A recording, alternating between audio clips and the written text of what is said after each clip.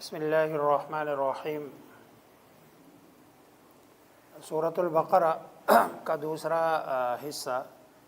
آج پڑھا گیا ہے، اور سورہ بقرہ کے اس حصے میں بہت سارے احکامات ہیں۔ قرآن کریم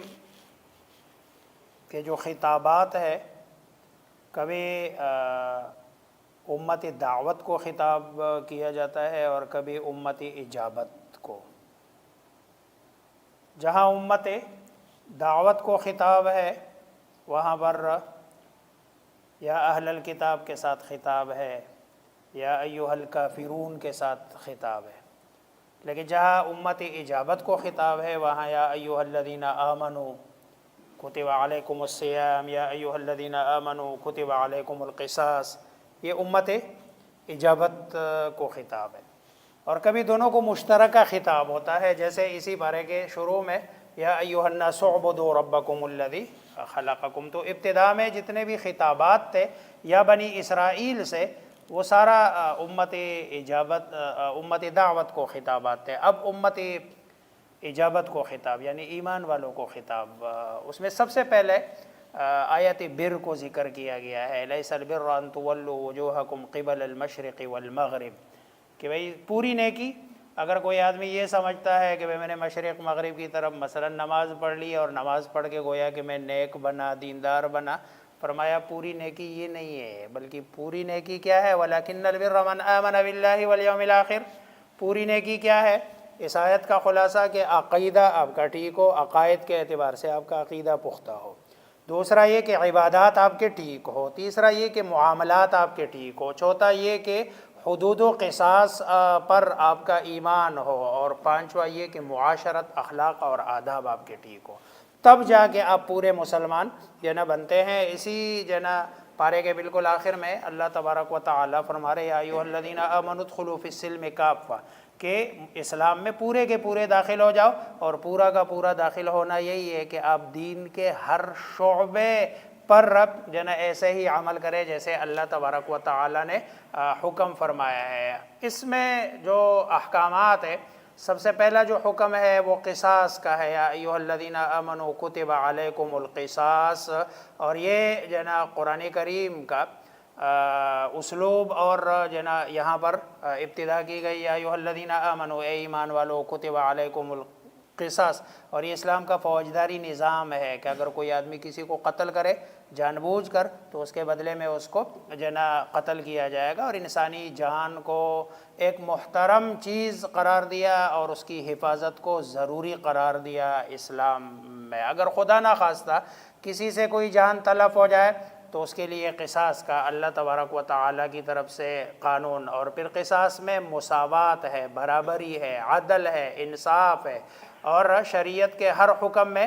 اعتدال ہے۔ اعتدال سے ہٹ کر شریعت کا کوئی حکم نہیں ہے۔ اسلام کے جتنے بھی قوانین ہیں یہ مبنی بر حکمت ہے، وَلَكُمْ فِي الْقِصَاصِ حیات میں اسی کو بتایا گیا کہ یہ قصاص میں بظاہر تو بندے کو قتل کرنا لگتا ہے، لیکن اس میں حکمت یہ ہے کہ بھئی اس میں اصل میں زندگی ہے۔ جب ایک بندے کو قصاصاً لٹکا دیا جائے قتل کے بدلے میں، تو پھر کسی اور کو قتل کرنے کی جرت نہیں ہوگی۔ اس کے بعد پھر روزے کا حکم بتایا گیا ہے کہ ہر عاقل بالغ مسلمان پر روزے کو فرض قرار دیا گیا۔ اگر کوئی آدمی روزے کے تمام آداب کو ملحوظ نظر رکھتے ہوئے اس پورے مہینے کے روزے رکھ لے تو یہ انسان میں تقوی پیدا کرنے کے ساتھ ساتھ انسانی احساسات بھی بیدار کرتا ہے۔ اس سے انسانی احساسات بیدار ہوتے ہیں کہ جب بندے کو خود بھوک لگتی ہے نا تو پتہ چلتا ہے کہ مجھے تو ایک مہینے کی بھوک برداشت نہیں ہے۔ ہمارے معاشرے میں ایسے بھی لوگ ہیں جو 11 مہینے بھوکے رہتے ہیں۔ تو اس سے انسانی احساسات۔ پھر روزہ بتایا کہ روزہ صبح سے لے کر شام تک کھانا پینا اور زوجیت کے عمل سے روکے رکھنے کا نام ہے۔ اگر کوئی آدمی بیمار ہو یا سفر پہ ہو تو اللہ تبارک و تعالیٰ نے اجازت دی ہے کہ اس حالت میں اگر کوئی آدمی روزہ نہ رکھے، لیکن نہ اس کا فدیہ نہیں ہوگا، یہ بعد میں جب سفر سے باہر آئے گا اور گھر پہنچے گا یا پھر بیماری سے تندرستی ملے گی تو اس کے بعد یہ روزے رکھے گا۔ آگے پھر روزے کے متعلق روزے کے ساتھ ساتھ پھر اعتکاف کا حکم بھی بتا دیا گیا کہ بھئی اعتکاف میں خالص اللہ تبارک و تعالیٰ کی رضا کے لیے مسجد میں ایسے بیٹھنا کہ دنیا سے اپنے سارے تعلقات کو ختم کر کے خالص اللہ تبارک و تعالیٰ کے لیے بیٹھ جانا، جس کو جو ہے نا پچھلی امتوں میں رہبانیت کی اجازت تھی اور اس امت میں رہبانیت کی اجازت نہیں ہے، گویا کہ یہ رہبانیت کی ایک جھلک ہے جو اس امت کو اعتکاف کی صورت میں شریعت مطہرہ کی طرف سے اجازت دی گئی ہے۔ آگے پھر یسألونک عن الاہلہ میں حج کے مناسک سے متعلق بات بیان کی، اس کے بعد جہاد کا مسئلہ بیان کیا گیا ہے۔ اب ایک طرف حج کا مسئلہ اور اس کے بعد جہاد کا مسئلہ، درمیان میں اموال کا اور مال کا تذکرہ، ایک طرف روزے کا بیان، دوسری طرف جہاد کا جو ہے نا مسئلہ۔ بظاہر یہ جو مضامین ہیں نا آپس میں کوئی ربط معلوم نہیں ہوتا، لیکن جو ہے نا ہر مضمون کا دوسرے مضمون کے ساتھ ایک گہرا تعلق ہے، ربط ہے، اور وہ یہ ہے کہ روزے سے مقصود طہارت نفس ہے اور طہارت بدن ہے۔ اب اس آیت میں مالی تذکرے سے مراد مال کی طہارت ہے، تو جہاں اللہ تبارک و تعالیٰ کو انسان کے بدن اور روح کی طہارت چاہیے، وہاں اللہ تبارک و تعالیٰ کو بندے کے مال کی طہارت بھی مطلوب ہے، اور یہی اللہ تبارک و تعالیٰ اس انسان سے جو ہے نا چاہتا بھی ہے۔ پھر آگے اقدامی جہاد ہے، دفاعی جہاد ہے، جہاد بالقلم ہے، جہاد بالنفس ہے، جہاد کی ساری جو ہے نا قسمیں ہیں۔ اور اقدامی جہاد کا مطلب یہ ہے کہ بندہ خود جارحانہ انداز میں کسی کے خلاف حملہ آور ہو، یہ اقدامی ہے۔ دفاعی یہ ہے کہ آپ پر کوئی بندہ جو ہے نا حملہ آور ہو۔ اقدامی جہاد میں اگر آپ کا لشکر پورا ہے تو شریعت میں گنجائش ہے کہ کچھ لوگ جائے، کچھ پیچھے رہ جائے، لیکن دفاعی جہاد میں پھر یہ والی گنجائش نہیں ہے، جتنے لوگ دفاع کے لیے کافی ہو، اگر سارے لوگ بھی جو ہے نا کام آ جائے تو ہر بندے کے ذمے یہ جہاد لازم اور ضروری ہو جاتا ہے۔ پھر آگے جو ہے نا اس میں حج کی 3 قسمیں بتا دی ہے کہ حج افراد، حج قران اور حج تمتع۔ عام طور پر جو ہمارے پاکستان ہندوستان سے لوگ جانے والے ہوتے ہیں یہ حج تمتع کرتے ہیں۔ حج تمتع کی صورت یہی ہوتی ہے جا کے عمرہ کرتے ہیں، عمرے کا احرام کھول دیتے ہیں، پھر جب حج کا موسم آتا ہے تو حج کا موسم آ کر پھر جو ہے نا حج کا احرام باندھ لیتے ہیں، اس کو حج تمتع کہتے ہیں۔ اور حج افراد یہ ہے کہ خالص حج ہو، دوسرا جو ہے نا دوسری کوئی عبادت نہ ہو، یعنی اس کے ساتھ عمرہ نہ ہو۔ اور حج قران یہ مشکل والا حج ہے کہ بندہ جو ہے نا جا کے وہاں عمرے کا احرام باندھ لے، عمرہ کر لے، اور پھر 10 دن ہے، 20 دن ہے، 30 دن ہے، جتنے دن وہ وہاں رہتا ہے وہ اسی احرام کی حالت میں رہتا ہے، اور پھر جب وہ حج کا موسم آتا ہے تو حج کے موسم میں پھر ان میں کون سا افضل ہے جو ہے نا، بعض لوگ کہتے ہیں حج قران ہے، بعض کہتے ہیں تمتع ہے، بعض کہتے ہیں نہیں افراد افضل ہے۔ اور اس میں اصل مسئلہ یہ ہے کہ رسول اللہ صلی اللہ علیہ وسلم نے کون سا حج فرمایا تھا۔ بعض حضرات کہتے نہیں آپ صلی اللہ علیہ وسلم نے حج قران فرمایا تھا، لیکن بعض کہتے نہیں آپ صلی اللہ علیہ وسلم نے حج تمتع فرمایا تھا تاکہ امت کے لیے جو ہے نا آسانی ہو۔ آگے جو ہے نا اس میں جو مضمون ہے یا ایھا الذین آمنوا ادخلوا فی السلم کافہ، اور اس کے بعد پھر شراب کی حرمت کا حکم بیان کیا گیا ہے۔ پھر جو بندہ مرتد ہو جائے، مرتد ہونے کی سزا بیان کی گئی ہے کہ اس کو جو ہے نا قتل کرنا ضروری ہے، اور اس کے سارے جتنے بھی اعمال ہیں وہ باطل ہو جاتے ہیں، ضائع ہو جاتے ہیں۔ پھر شراب اور جوئے کے بارے میں بتایا کہ اگرچہ ظاہری طور پر اس میں نفع نظر آتا ہے، لیکن حقیقت میں اس میں جسمانی، عقلی، مالی، ظاہری، باطنی، معاشرتی اعتبار سے جو نقصانات ہیں وہ اس کے منافع کے مقابلے میں کہیں زیادہ ہے۔ رسول اللہ صلی اللہ علیہ وسلم نے بھی شراب کو ام الخبائث قرار دیا، اور جوئے کو بھی آپ صلی اللہ علیہ وسلم نے خباثتوں اور گناہوں کے لیے جڑ قرار دیا ہے۔ پھر آگے جو ہے نا اجتماعی بیماریوں کی نشاندہی کے بعد جو خاندانی مسائل ہے اس کو بیان کیا گیا ہے۔ خاندانی اور معاشرتی مسائل، ظاہری بات ہے خاندان ہی کسی اچھے معاشرے کی بنیاد ہے۔ اگر خاندان کے آپس میں تعلقات اچھے ہیں، خاندان میں سب سے پہلی چیز یہ ہے کہ جو ہے نا بیوی کا ڈھونڈنا، کہ جب خاندان بنایا جاتا ہو تو ظاہری بات ہے جو 2 بندے خاندان بنا رہے ہو وہ کم از کم ان کا آپس میں جو ہے نا اسلام والا تعلق ہو۔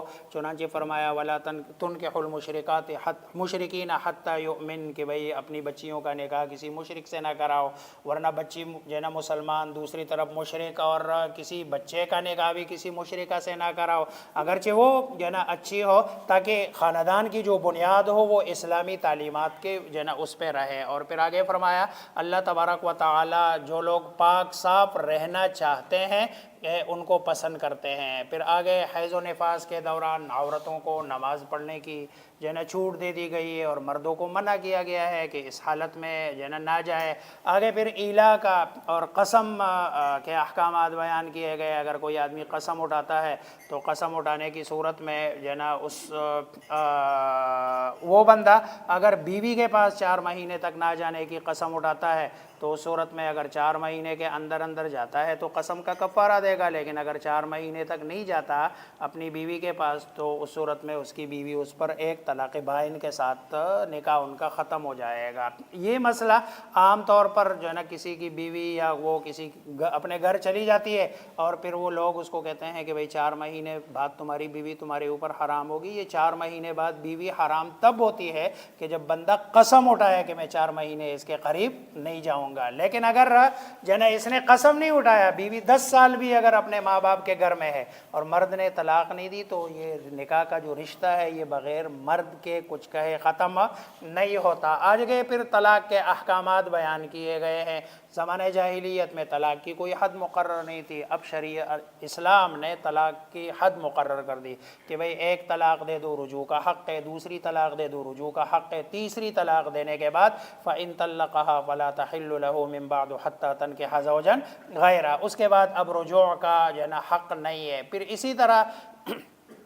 اگر بیوی خلا لینا چاہتی ہے تو خلا لینے کی صورت بھی یہی ہے۔ قرآن کریم میں اس کو بیان کیا ہے کہ وہ کچھ مال دے دلا کر اپنے شوہر کو فدیے کے طور پر دے اور اپنا آپ چھڑا لے، لیکن خلا کے بارے میں یہ بات یاد رہے کہ خلا میاں بیوی کے بیچ ایگریمنٹ ہے۔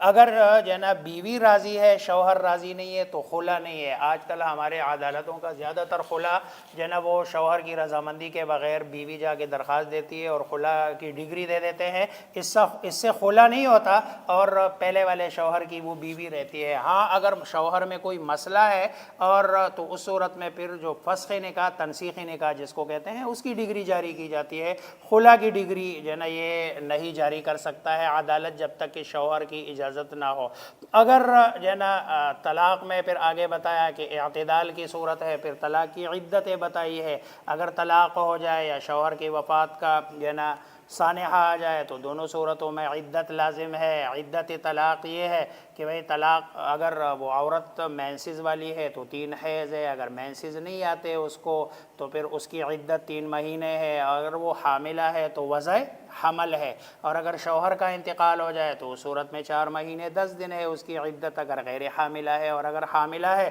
تو اس صورت میں اس کی عدت وضع حمل ہے۔ گویا کہ دونوں صورتوں میں جو ہے نا حضرت عمر رضی اللہ تعالی عنہ کا فرمان ہے کہ اگر کسی عورت کے شوہر کا انتقال ہو جائے اور ابھی وہ تختے پہ ہے، یعنی مطلب یہ ہے اس کو نہلایا جا رہا ہو، اور شوہر جو ہے نا بیوی کا بچہ پیدا ہو جائے تو بچے کے پیدا ہوتے ہی اس کی عدت کیا ہو جائے گی؟ پوری ہو جائے گی، ختم ہو جاتی ہے۔ گویا کہ اگلے دن نکاح کرے یا نہ کرے لیکن شریعت کی نظر میں اس کو نکاح کی اجازت جو ہے نا ہو جاتی ہے۔ آگے پھر جو ہے نا ایک قصہ بیان کیا گیا ہے جو ہے نا ایک ایسی قوم کا جو طاعون کی بیماری پھیل جانے کے بعد موت کے ڈر سے وہ سارے کے سارے گھروں کو جو ہے نا چھوڑ کر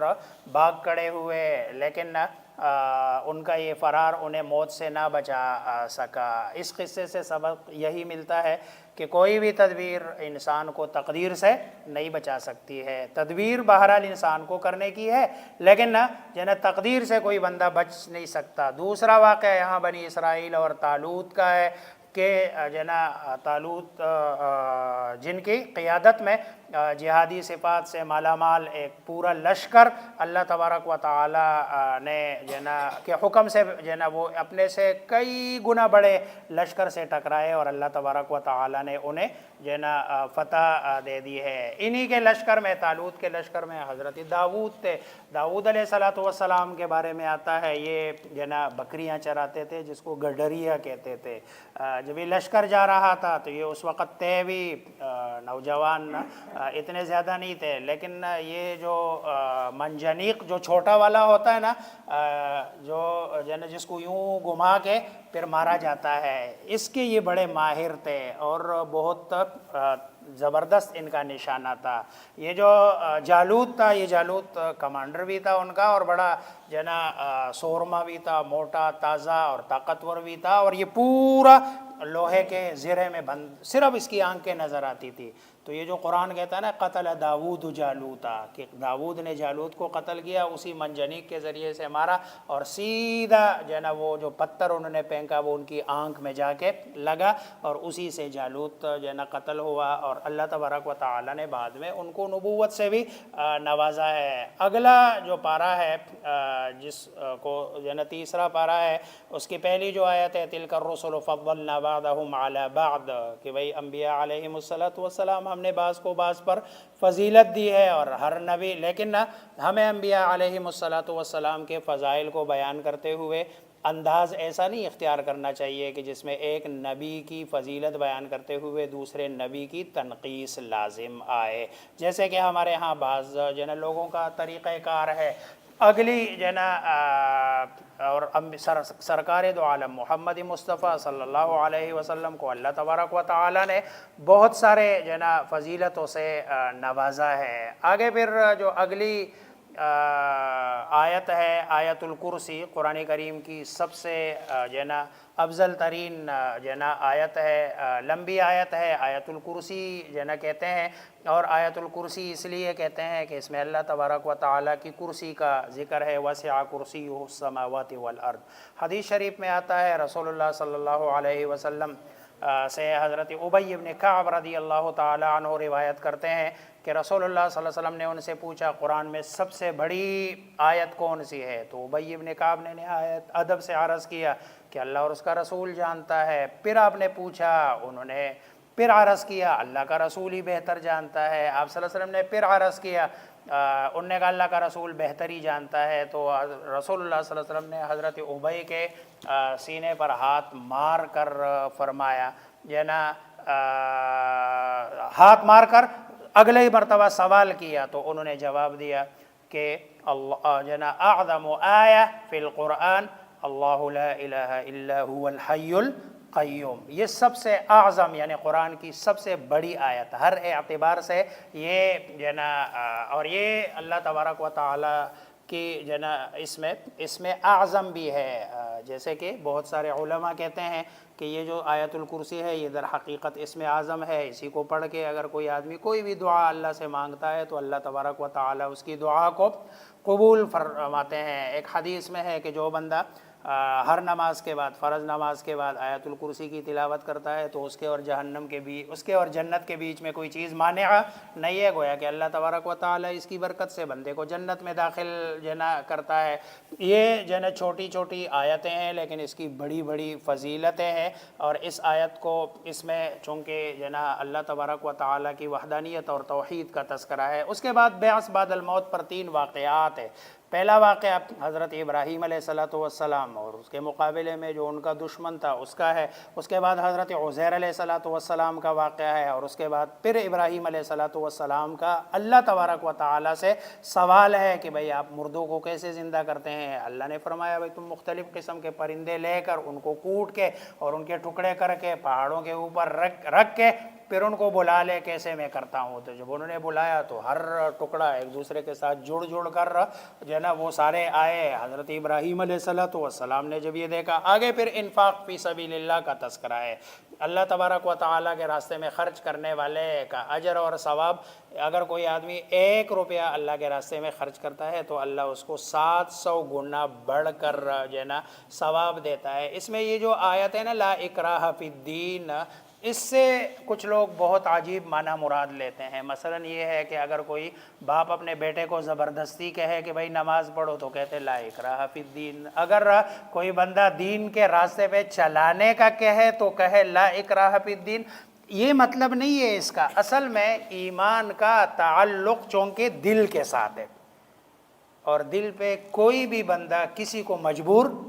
نہیں کر سکتا۔ اگر آپ کو گن پوائنٹ پہ بھی کوئی کہے کہو لا الہ الا اللہ، اور اگر آپ دل سے نہ کہے، زبان سے کہہ دے لا الہ الا اللہ، دل سے نہیں کہے، تو ظاہری بات ہے ظاہری طور پر تو میرے سامنے تو آپ مسلمان ہیں، لیکن اللہ کے ہاں اسلام تبھی ہے کہ جب بندہ دل سے اس کو کیا کر لے۔ یہ مطلب ہے لا اکراہ فی الدین کی، دین میں اکراہ نہیں ہے۔ لیکن یار لوگوں نے اس آیت کو بڑے عجیب عجیب جگہوں میں جو ہے نا اس سے استدلال کر کے ہر وہ کام جو دین کے خلاف ہے اس کے لیے اس کو دلیل بناتے ہیں، اور کہتے ہیں کہ لا اکراہ فی الدین، کہ بھئی دین میں کوئی اکراہ نہیں ہے۔ پھر آگے صدقہ اور خیرات دے کر کہا کہ کسی پر احسان نہ جتلاؤ، دوسرا یہ کہ جس کو صدقہ دیا جائے اس کو ایذا نہ پہنچاؤ، اور اس کام میں ریاکاری کو دخل نہ دو، یعنی ریاکاری نہ کرو، پاکیزہ مال اور اعلیٰ چیز صدقے میں دے دی جائے، اور صدقہ جو ہے نا کھلے طور پر بھی دیا جا سکتا ہے، چھپا کے بھی دیا جا سکتا ہے، لیکن نا آپ کی نیت ٹھیک ہونی چاہیے کہ آپ کھول کر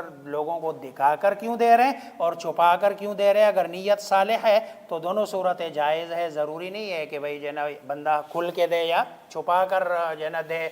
اسی طرح جو ہے نا آگے پھر سود کی برائی کو بیان کیا گیا ہے کہ سود ایک جو ہے نا بری چیز ہے، شیطان کا دھوکہ ہے، وہ یہی بتاتا ہے کہ بھئی سود سے مال بڑھتا ہے اور جو ہے نا صدقے سے کم ہوتا ہے، حالانکہ اس جو ہے نا اللہ تبارک و تعالیٰ فرماتے ہیں یمحق اللہ الربا ویربی الصدقات، کہ صدقے سے مال بڑھتا ہے اور سود سے مال جو ہے نا کیا ہے گھٹتا ہے۔ پھر آگے سودی کاروبار کرنے والے کو اللہ تبارک و تعالیٰ نے اعلان جنگ جو ہے نا اس کے ساتھ کرنے کا بتایا ہے۔ آگے پھر جو ہے نا ایک اور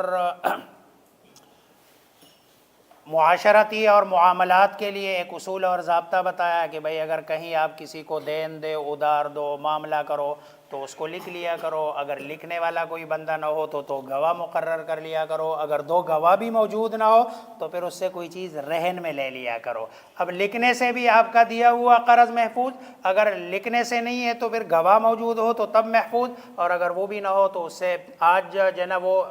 لوگ ایک دوسرے پر اعتماد کرتے، لکھے بغیر جو ہے نا وہ معاملات کر لیتے ہیں، پھر بعد میں پریشانی ہوتی ہے۔ اور آخر میں جو آخری اس جو ہے نا سورت کی آیات ہے جو اس میں بہت اہم ہے، جیسے آیت الکرسی کی اہمیت ہے، ان کی بھی جو ہے نا اہمیت ہے، جس میں ایمانیات کا تذکرہ ہے، آمن الرسول بما انزل الیہ من ربہ والمؤمنون، اور پھر آگے اللہ تبارک و تعالیٰ سے جو ہے نا ثابت قدمی کی، دین پر رہنے کی، کافروں کے خلاف جو ہے نا نصرت کی، مدد کی دعائیں ہیں، اور جو ہے نا یہ فضیلت والی جو ہے نا آیتیں ہیں۔ اور یہ ایک روایت میں آتا ہے کہ اللہ تبارک و تعالیٰ کے جو خاص خزانے ہیں ان خاص خزانوں سے یہ آیتیں عطا کی گئی ہے۔ اللہ مجھے آپ سب کو سمجھنے عمل کرنے کی توفیق عطا فرمائے۔